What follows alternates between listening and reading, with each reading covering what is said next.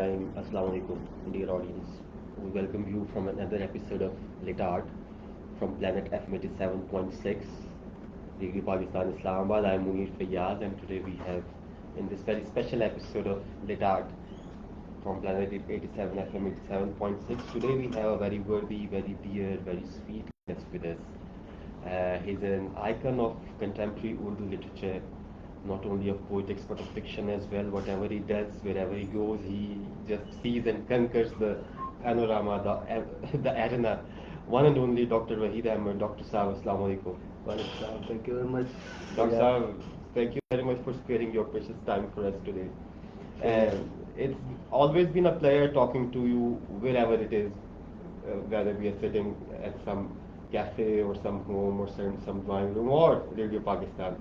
So it seems like we both are having a long, elaborate talk, and that only changes the background, and we keep on discussing the same thing. Sure. I think it will be a wonderful discussion.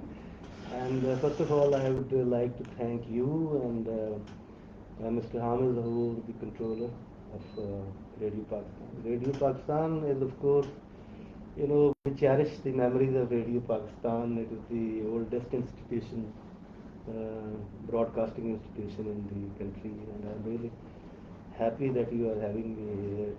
And it has served as a nursery for long. Sure. Now there is the mushroom growth of radio channels and FM channels. But the way the broadcasters were groomed by this institution, it was really marvelous, and we really remember them. Their pronunciation, their presentation, it's still fresh in my memory. It is a great institution. Sir, you have been starting from the very beginning, from Lyallpur and then in medical college. It is always a pleasure talking to you because the way you narrated your initial adventures in poetics and in medical science as well, because that you juxtapose both sides of your personality in your adolescence, I think. How come Dr. Waheed discovered himself as a poet while he was a medical student or he was a regular student? Well, Fayyaz, it's a very, I think, an interesting story because I belong to a very different type of family. It is an agrarian family, and there is no writer in my family at all. The way the people talk that they were groomed in a house where there were books, there were libraries. I didn't have any library or something.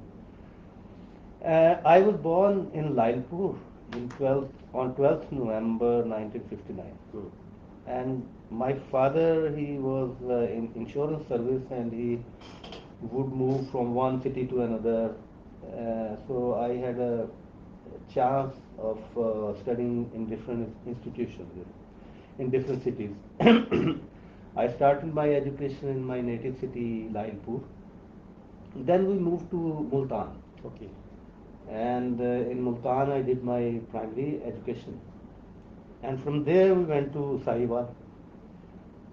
From 1971 to 74, we were there. And there I did my metric. From there, excuse me, the journey to this literature started. You once told me that you used to witness Majid Amjad Yes, going through there exactly. on his bicycle, and that's very poetic. Exactly, that is what I was going to tell you. We were living in Freetown, Sahiwal, right? It is a beautiful town. Majid Amjad, I rate him the topmost, the best poet. He was also living there. And my professor of Urdu, he told me that the best Urdu poet is living in this town. Wow. And I met him, and I saw him, riding on the bicycle, passing in front of our house twice daily. And then I read his book, the only book that he published in his life. Shabe Rafta. Shabe Rafta. Shabe Rafta was published in 1958. And Waheed Ahmed got it published in his presence. That's why I think it is the most authenticated book. I read that book in class 8, 9 and 10 under the guidance, of course, of my teacher. What was the name of teacher? Sharif Hijazi Saab. He is, mashallah, still living, and now he is in Canada. He's a famous name in teaching. I have heard his name elsewhere Yes, he as is well. an excellent teacher. He was friend of Waheed Ahmed, Qayyum Sabah Sahab was also there. Qayyum Sabah was a renowned teacher. But I never met him. Okay. Sharif Hijazi was a very close friend of Waheed Ahmed, and he taught us the poems, and we were really, flabbergasted. The way, Simply. yes, it was altogether a different genre. You can Experiment of poetry, different experiment sort of poetry, yes. And we were really astonished, and we would talk that the poems in the syllabus are entirely different. Yes. And these poems have a different flavor. And from there, I developed a liking for the poetry, and we were lucky that the standard of teaching in our school was as good as of any university you can go to. I mean, university in our country. No, not, and even now, when we compare it with universities, the way you are telling it, even in universities, people don't dedicatedly read Waheed Ahmed or some modern poet like this. Because at that time, Waheed Ahmed was not at all, he was not famous. Many of the poets even didn't know his name. And when he died in 1974, suddenly people came to realize that they have lost a great poet. And from then onwards, his graph is continuously rising, and you yourself are a poet, and you know the caliber that man had. Every time I read Waheed Ahmed, a new world opens to me. Yes. Every time. Yes. You read his. I think he has written 400 or 500 poems till 1974, and each poem has a different, flavor, and one poem doesn't, tally with the other. There is a world of ideas that I have not seen. Each poem has a cosmos of its own. It has the cosmos, and that is the identity of the great poet. And that somehow, if you let me say, if I dare say, that somehow invoked or gave you some motivation for composing this modern poem, because you yourself are very lyrical and very modern in your sensibility. No doubt. The rhythm of Waheed Ahmed's poems, it was inculcated in my mind, because I wrote Shabe Rafta from start to end with my pen. Okay. And while I was writing his poems, I started understanding the rhythm, that flows in the blank verse and in the free verse. Although as a student, I was quite young, I didn't get many meanings of the verses, but the rhythm was so strong, it was so vivid, and it was so enchanting that I started, learning that poem by heart. And still I remember those poems that I read it when I was in the school in 1973. That is power. That is the power of the verses that he wrote. And that rhythm, even in itself, the simple Pingle rhythm in itself, has so many variations in Waheed Ahmed. Yes, Pingle is our indigenous, rhythm, as meter. In addition to Pingle, I think he wrote in all traditional rhythms, meters, which we call Sabke Hindi or Sabke Khurasani or Persian, Iraqi, Sabke Iraqi. and Arabic meters. It is. He wrote all. I think he wrote in almost all meters, but Pingle, I think it was his favorite meter because And you have pointed out, right, sir, that it is very much directly related to your land, to your yeah, soil. that is what I was saying, that he had an indigenous uh, flavor of writing. He was son of the soil, I would say. He never borrowed, although he was very well read person. His command on English literature and his knowledge was enviable, and many of the close friends, they know that he was a very knowledgeable person. But whenever he wrote in his own style. He didn't imitate, he didn't copy anyone, and I think that's why nobody can copy him as well. Sure. But there is a great militia of followers of Mujib Amjad, but they don't become successful in copying him. They Yes. copy one thing or another, but Mujib Amjad is incopyable. I think you cannot copy a great man. You cannot sing the songs of Muhammad Rafi. Yes. He was the one and only. That's I'm saying that Majid Amjad was one and only, and you cannot copy him. Sir, you entered into medical college, and the way you were telling about Sahiwal, I remember that was a time when people said that it is Dabistan-e Sahiwal. Sahiwal had grown into a school of literature in Pakistan, and we see so many great figures. And even so many figures that didn't become great because the Sahiwal was at suburbs. It was at an tug of war, like with Lahore, because Lahore school was dominating and Sahiwal was other. But Sahiwal was very great name in that Yes, 60s, 70s era. yes. Many famous poets like Mustafa Zaidi was there, like Munir Niazi was there, Munir and Niazi. all of them were there at the same time. But unfortunately, all of them left, and finally Majid Amjad, he was a solitary figure. He died there in a very Pathetic miserable way, yes. condition. But he didn't leave Saiwal. I always see him, locate him, although he belonged to Jhang. Jhang, yes. And when he died, people took him to his His dead native body was and sent to he was Jhang, buried yes. there. But I think Majid Amjad is synonymous with Saidwan. You cannot separate him. He wrote most of his poems, famous poems, in Saidwan. So I always locate him in Sahiwal.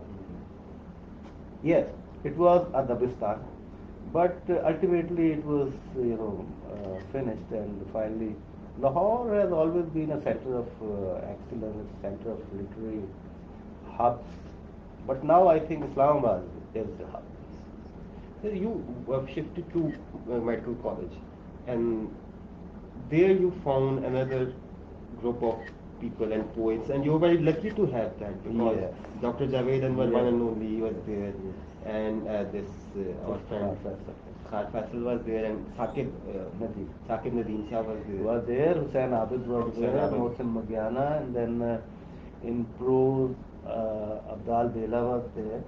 So it was a group, of literary people, and Punjab Medical College was seen as a very uh, it was seen as a center of literature in Raipur.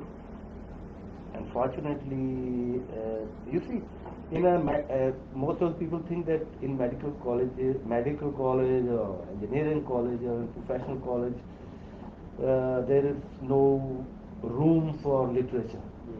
But I have seen it other way around. It is a paradox. You go to engineering universities like UET, you go to medical universities, you will find literary societies flourishing there and working very, very. And same we had in our medical college. And I started writing my poetry in medical college when I was in second year.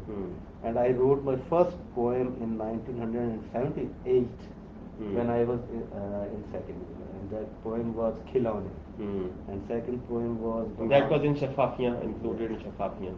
and then Banam Dushman. And from then onwards, there was no stopping at all. and it's now almost 46 years that Mashallah. I've been writing. As old as I. Yeah, yeah. I was born in 79. That's yes, yes. Your poetry is as old as my Munir Fayyaz myself. I see my poetry incarnation sitting before me. That's nice. Sorry. Sir, lyricism, images, you follow imagism as well, and your poetic works show traces of Western ideological movements like existentialism and Marxism at places as well. How did you identify yourself with these movements, these modern, Well, because they were very modern trends. The time when you started composing poems, these trends were comparatively, relatively very modern.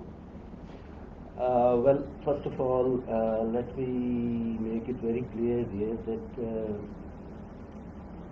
although all of us, study these philosophical ideas like modernism or postmodernism or post-postmodernism, things like that, but I think, or I at least believe that a poet should, I not say should, a poet must be, he should not follow these ideologies or Paradigms or guidelines. paradigms or guidelines. Rather, he should write it in a very, very natural way, right? And I think that every poet who writes is a modernist, he is a postmodern, because he is writing in his era, he is not Yes. writing in the past. Yes, yes. So these philosophers, they should not try to guide a poet, right? A poet has his own environment, and he is a modernist whenever he writes. If he is, but only if he is connected to the impulse, the pulse of his age. Yes, and I think a poet is connected to the pulse. He can feel, a poet can feel the pulse of the society better than anyone can do. That is a sweeping statement. No, not at all, not at all. If he cannot feel the pulse, how can he be a poet? If I ask you, if I request you to say the same thing in the form of your poem, "Hum Shair Hote Hain," that, so it would be very clearer to our audience that Well, it Waheed is Sahab wants to say this. well, it is in Urdu. The people Please, who please, know please, Urdu can please, please, understand. please.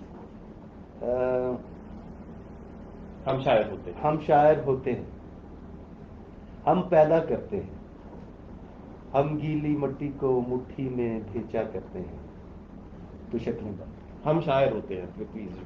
हम शायर होते हैं, हम पैदा करते हैं, हम गीली मिट्टी को मुट्ठी में भेजा करते वाह, हैं, तो शक्लें बनती हैं। वाह, हम इनकी चोंचें खोल के सांसें फूंका करते हैं, वाह, जो मट्टी थे वो छू लेने से तायर होते हैं। वाह, हम शायर आया, होते हैं। वाह, वाह, कनान में रहते हैं, जब जलवा करते हैं तो शस्तर अंगुश्तों को पूरे नश्तर देती हैं। वाह, फिर खून टपकता है जो सख्त नहीं होता, एक सहमा सा सकता होता है दर्द। वाह, वाह, यूनान के डाकू हैं, हम देवताओं के महल में नकब लगाया करते सुभान हैं। अल्लाह, हम आसमान का नीला शह दरवाजा तोड़ते हैं, तो वाह, हम आग चुराते हैं। आय हाय हाय, वाह, वाह, वाह, तो इस दुनिया की यख चोटी से बर्फ पिघलती है। वाह, फिर जमे हुए सीने हिलते हैं, सांस उमड़ती है, वाह, और शरियानों के मुंह खुलते हैं, वाह, खून धड़कता है। वाह, जीवन रामायण में जब रावण इस्तबदादी कारोबार चलाता है, वाह, हम सीता लिखते हैं। वाह, जब रथ के पहिए जिस्मों के खाशाक कुचलते हैं, वाह, तो गीता लिखते हाँ, हैं। हाँ, जब होंठों के सहमे कपड़ों पर बखिया होता है, वाह, हम बोला करते हैं। वाह, जब मंडी से के तराजू गायब होता है, तो जीवन को मीजान पे रखकर तोला क्या करते हैं। कहने, वाह, वाह, वाह, वाह, वाह, मजदूरी करते हैं, हम लफ्जों के जंगल से लकड़ी काटा करते वाह, हैं। वाह, हम अरकशी के माहिर हैं, अंबार लगाते हैं। वाह, फिर रंदा फेरते हैं, फिर बरमा देते आय हैं, हाय, फिर बिद मिलाते हैं, फिर चूल बिठाते हैं। वाह, हम थोड़े थोड़े हैं। वाह, हम थोड़े थोड़े हैं इस भरी भराई दुनिया में हम कम कम होते हैं। वाह जब शहर में जंगल दर आए और इसका चलन जंगलाए तो हम गार से आते हैं। वाह जब जंगल शहर की जद में हो और उसका सुकून शहर आए तो बरगद से निकलते हैं। वाह हम थोड़े थोड़े हैं हम कम कम होते हैं। वाह वाह वाह excellent. Friends call it national anthem of poets. Doubtlessly it Yes, is, and you have so many allusions in it. That was I was talking yeah. about. A need in your poem you throughout show a need for revisiting mythology. Yes, yes, yes. In this poem, Greek mythology and Hindi, Indian Indian, mythology has been used. and even the Muslim cultural historical Yes, civic yes, yes, touches yes. are there. Many references from scriptures, Hmm. and in the past, many relate to the prophets, and of course, blended these ideas. Poet want to say that we should move forward, and what he wants to say is that the poet belongs to the class of prophets, Sure. and not in the literal sense because prophethood has been As Iqbal said, शायरी हम वारसी हम बरीस. yeah. Poets are, because now there are no more prophets anymore, so poets hold that. Yeah, and that is what I was saying earlier, that since the poets are more or less at par with these people, holy people, so he cannot be influenced by the mundane, if you Okay, call yes, like yes, the yes. mundane Yes, yes. ideas or the ideologies that people like to coin. He is far ahead of these ideas. He himself floats ideas. I believe I may be biased because I may be biased because I am a poet. I think that poet is always walking in front, Yes, yes. and the whole world walks behind. That you call mundane is very true, because the ordinary world, the common, the average world, deals with 2 plus 2 4, with the material things that are very much at hand. Yeah. Poet is the one who jumps for the things that are beyond this everyday circle, vicious circle of day-to-day life. You are right. Uh, Even if we talk about the evolution of philosophy, Hmm. I think because I think as a student of philosophy, I would say that after existentialism, we didn't have any grand, grand ideology, philosophy, as we used to have in the previous centuries. Yes. In other words, the philosophy has more or less stopped about 50 or 60 years back. But the poetry is going on. Poetry can never be stopped. Evolution of poetry has gone, it Ahead of- becomes speedier. It is. Every year and every 5, 10 years, poetry is revisited, redressed, and there are new flesh and blood injected into it by new poets that come. Yes, and one other point. I think every region has its own flavor of poetry and its own tradition. Sure, sure, sure. In here in Pakistan, we are in habit of copying, foreign ideas. Western traditions. Yes, and we feel very proud when we write in the way others write. But I think the stories and the ideas are in abundance in our Own tradition and culture. country, in the subcontinent, and we have a very rich tradition. And we are a very old civilization, like Persian One of the civilization. oldest of the world. We should write indigenously. We should write. We should not copy. Others should copy us. This poem of you, this manifests that change, that model that you are talking about. We should turn towards this subcontinental culture. You have included allusions from Ramayana and Yeah. Mahabharata as well. So when we limit ourselves from this tradition, this 5,000 years old tradition of literature, culture, of art, and dancing and Yeah, singing, yeah. we in fact we are limiting ourselves, and then we have to be a blind follower where academia takes us, and that's Western culture, which is not very profound and prolific as our own this culture Yeah, is. I totally His- agree. And to make my point further clear, I would say that that is why I like Majid, and that is why I like Miraj, Hmm. because they belong to this part of the world, and they have no inhibition in writing in their own way. They don't follow anyone. So again and again, I say that our way of writing should be indigenous. And that's what a free mind requires. Yeah. If you implement some external form or structure or construct on yourself or some theory or some paradigm, you are limiting your imaginative self, Yeah. your poetic self. Yes, we should. I don't want to say that we should alienate ourselves. We cannot. We are part of the global Yes, system. yes, yes. And And especially in poem and fiction, that forms a global community of poets yes, and writers. you see, these Latin American writers like Garcia Marquez, Yeah. your and mine Most favorite, favorite, yes. the talent that he has is because of his indigenous Yes, genius. yes. He writes about his soil, about Latin America where he was born, 100 Years of Solitude, or other his novels like Love in the Time of Cholera. All are written where he was brought up. Yeah. And he established a city of his own, Macondo, that exists nowhere on map. Yeah. He created that city and gave it the some of the culture that was around him. Yes. And you see, French writers they write in a French environment. Russian writers write in Saint Petersburg. But we are wandering here and there, trying to get the idea. Why should we? Perhaps we are shy of our identity. Yes, we shouldn't be. We should be Sir, proud. talking about we have come to fiction now.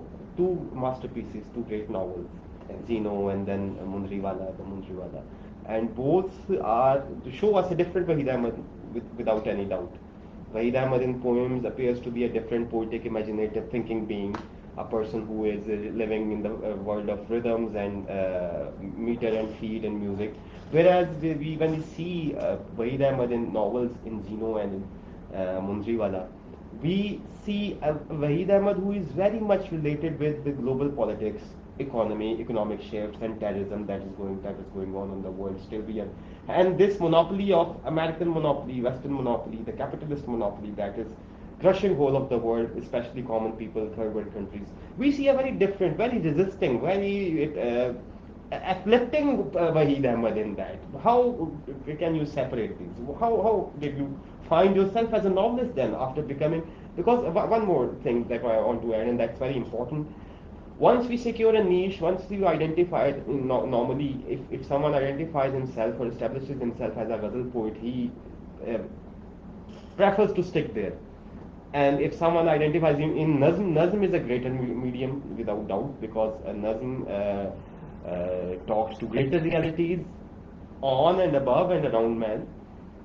After establishing yourself as a Nazm poet, what could have been left that you had to turn towards this novel, Okay. and then you created such masterpieces? Mhm. Uh, First of all, I would say that all genre of literature, they are related to one another. I think. Interconnected. Rather, all fine arts, they are cousins. Whether it is poetry or prose or it is painting, or Music. it is sculpture, it's painting, whatever. Secondly, I would say that basically I am a poet. There is no doubt. But then I developed certain ideas, and I thought that these ideas can only be explained or written in the form of novels.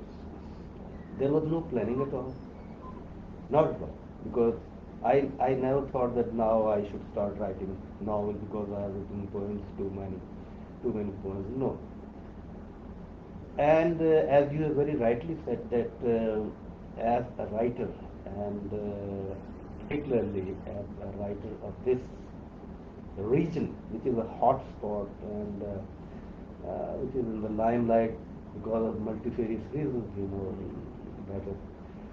Um, tarnished history and everything like that. And then this global tyranny, I would say, the way the world is moving towards disaster, in our lifetime, the world has changed so much. When I was a child, this world was not as ugly as it. I'm sorry to say the No, word, no, we're right. as it is now. So, as a writer, one should feel his or her responsibility, and he should write. This is the duty of a writer, to write whatever he feels that it should be written, instead of writing just glamorous things, romantic. Uh, that is another way of writing as well. So, based on that idea, I wrote these two novels. Both of these novels are antithesis to the civilization that we have inherited. Mm. Right? The world is moving towards disaster. Mm. It is an alarm. And for the last 150 years of capitalism, the world has been ruined, as we see it. Industrial And revolution has eaten up the world. yes, and both of these novels are, you can say, a protest against what is happening in the world. Unbound capitalism. Capital Yes, exploits. yes. In Zeno, my imaginary character, he was born in the novel 2,500 years back, and he was contemporary of Aristotle and Alexander, Darius. And then I brought him here, and he was buried in the ice. That was such a great idea of showing the change in the history, the great shifts in the history with the help of one character. That was a great idea. Thank you. And then, because I am a doctor, medical doctor, so I use that knowledge, and I Resuscitated him. resuscitated him to life after 2,000 years. And then he talked to the leaders of our contemporary life. And all the time he is protesting. He was beseeching Alexander, please don't do this. Mhm. No war. He's a pacifist. Yes, and same he did when he met American president or other presidents in the world. Koreans and About Mundriwala, I would say that it is a utopian novel again. As you are I'm really grateful that you have written a great essay on it. Many people around the world, great brains, they thought that we should have another land where nobody should come, and there we will have our own way of living. And they chose a very beautiful land. They started living there, and they made their own laws, and that is a protest again, because the system is ruthless. The system of the world is ruthless, and unfortunately, we are living in this world, and a writer must write about these things. Fiction is the most befitting medium, I think, because when you make it a political science or social science, it doesn't penetrate into people. Talking about these things, fiction has a very broader canvas. Yes. I think your moving to fiction from poetry. Yes, I was also surprised because Zeno, my novel, was published 6 times. Hmm. Sixth edition has been published recently, Hmm. and now the seventh is ready in Persian, and it will be published in Iran. Great. English. We are publishing it, translation yes, is inshallah. ready. Very soon is coming from America. So inshallah. you're right. Readability, the reader of prose and particularly novel are in abundance in the world as compared to poetry. But I don't make any distinction because basically I am a poet. Hmm. I have written five books of poetry. 5 collections are just. Yes, and it is in fact the exuberance or the flow. Whenever you get a raise, you start writing poetry, and whenever you have an idea that is Impulse itself leads you. impulse, yes, Leads you. yes. The muses tell you where to go. In your novels, I've seen there are pieces, there are fragments, there are chapters that are full of poesy. They're full of poetic Yes, pieces. that is quite natural, Fayyaz. Poetic diction, I think you know. That is very natural. Some people think that a novel should be written in a very plain Dry language. and coarse, Yes, direct language. but whenever a poet, for example, Oscar Wilde, Mm. I was very impressed by his novel, The Picture Dorian of Gray. Dorian, the first novel that I read.